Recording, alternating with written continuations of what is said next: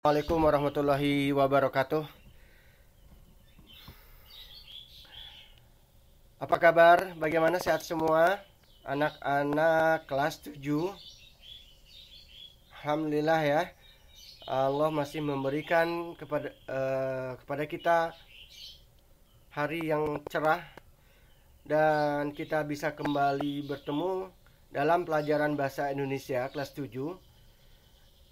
Pada pertemuan ini kita akan membahas bab 3, yaitu teks prosedur, memberdayakan potensi budaya daerah. Pada pertemuan ini kita akan mengidentifikasi teks prosedur, menyimpulkan teks prosedur.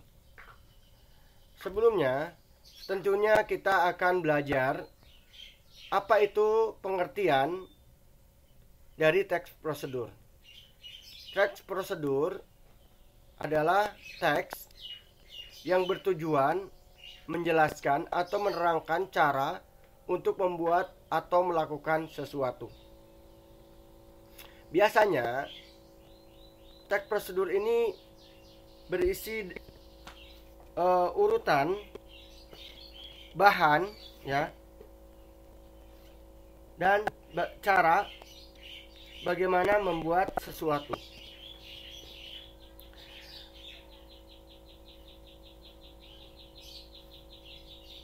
Kegunaan dari teks prosedur ini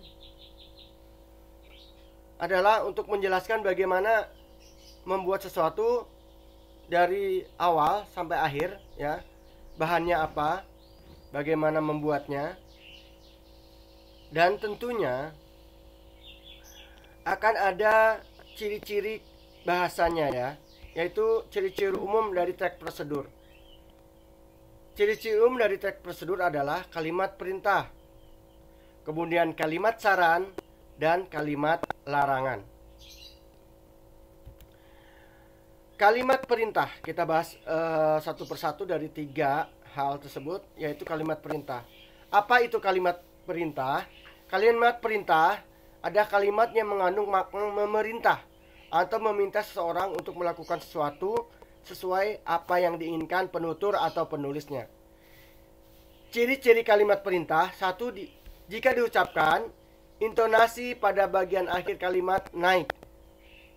Ya, kalau diucapkan, intonasi pengucapannya naik ya, nadanya naik lah.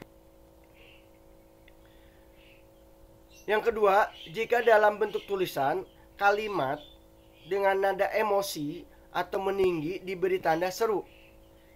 Kalau tadi kalimat intonasinya naik ya. Nah, ini ditulis bagian, kalau kalimatnya naik ditulis ditandai dengan tanda seru. Jika netral, cukup dengan titik aja. Jadi kalimat perintah itu ada yang tidak pakai tanda seru ya. Tapi biasanya untuk menandakannya sering pakai tanda seru. Yang ketiga, kalimat perintah menggunakan pola inversi atau kebalikan. Contohnya, untuk kalimat biasa yang bukan kalimat perintah, kamu kembali. Maka dalam kalimat perintah dibalik, kembali kamu. Nah, itu kalimat perintahnya.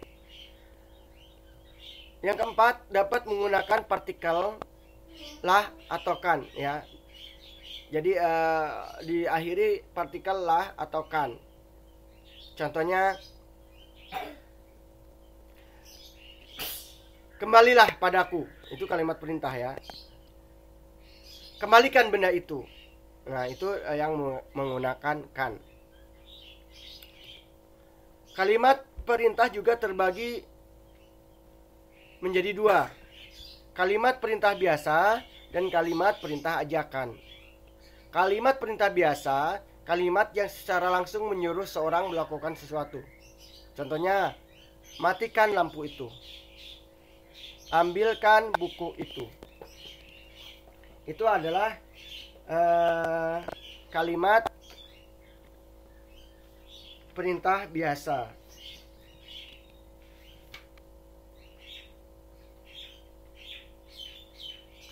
Sedangkan kalimat perintah ajakan adalah kalimat yang mengajak seseorang melakukan sesuatu. Biasanya ada ajakannya. Ayo, mari ya. Contohnya ya.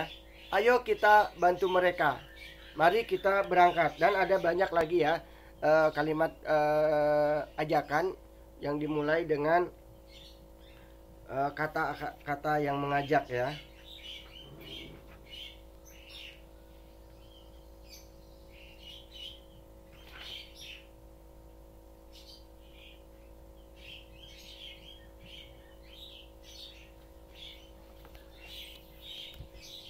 Setelah itu ada kalimat saran. Kalimat saran adalah kalimat berisi saran kepada seorang dalam menyelesaikan sesuatu permasalahan yang terjadi. Ya, kalimat saran adalah kalimat yang berisi saran kepada seorang dalam menyelesaikan sesuatu masalah yang terjadi. Kalimat saran ini sebaiknya disampaikan dengan bahasa yang lebih santun agar pihak yang dikasih saran tidak tersinggung. Ya. Contohnya, ada baiknya ketika Anda ada sebuah masalah harus kita selesaikan dengan bijak. Contoh yang lain, akan lebih baik apabila kita mengikuti perintah orang tua. Contoh terakhir, menurutku barang yang kita beli harus sesuai dengan kebutuhan, bukan berdasarkan keinginan saja. Nah, itu kalimat saran. Kemudian di dalam teks prosedur juga ada kalimat larangan. Kalimat larangan itu apa? Yaitu kalimat yang digunakan untuk menyampaikan larangan terhadap sesuatu yang diucapkan atau dilakukan oleh seseorang.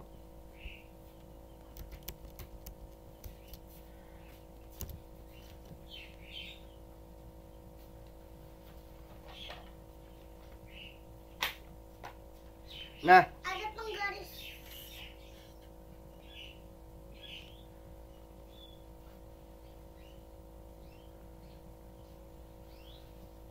Kata-kata kalimat larangan biasanya kata-katanya negatif atau penolakan. Terus dalam tulisan yang bersifat emosi menggunakan tanda seru, hampir sama yang tadi ya. Biasa disebut juga perintah larangan. Ini ciri-ciri dari kalimat larangan ya, yang biasa sering kita gunakan. Contoh kalimatnya, jangan seenaknya menyuruh orang lain. Nah, di sini ada kata jangan negatif. Terus ada kata tanda seru. Jangan pernah percaya orang yang belum kamu kenal. Ada kalimat negatifnya yaitu jangan. Ini tanpa tanda seru ya. Jangan dekati orang yang akhlaknya buruk itu. Nah, ini kalimat larangan.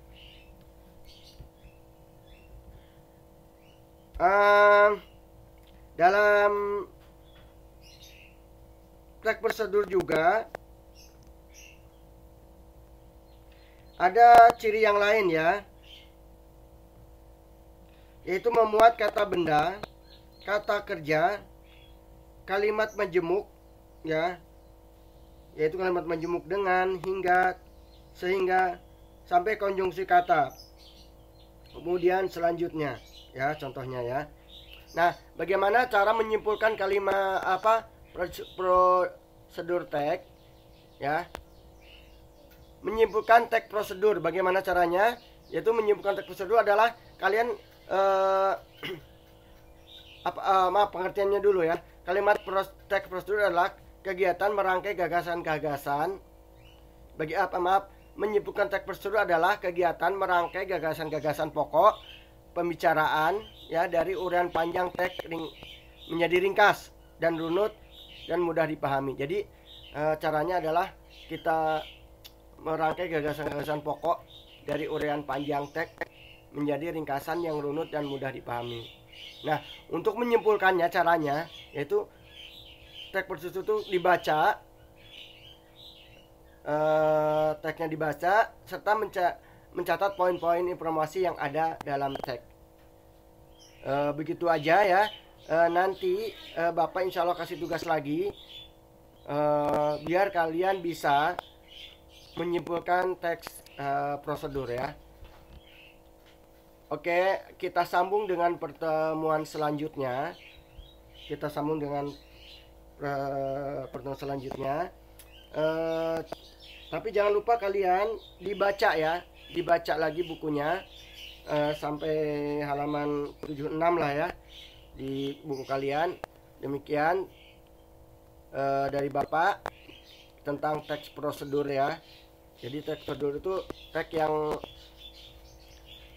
tadi secara ini adalah teks yang secara urut menyampaikan cara membuat atau membuat sesuatu ya, intinya seperti itu ya.